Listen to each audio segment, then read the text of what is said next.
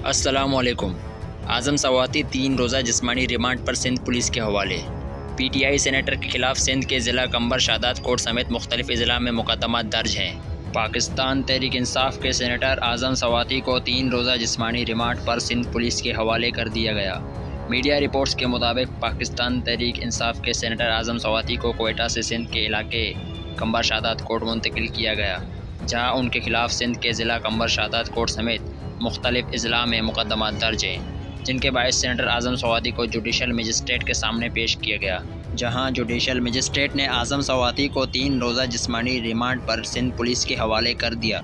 Police نے تصدیق کرتے ہوئے کہا کہ اعظم سواتی سندھ پولیس کے حوالے ہیں، کیونکہ ناصر آباد اور رواں پولیس اسٹیشن میں ان کے خلاف وہ مقدمات درج ہیں۔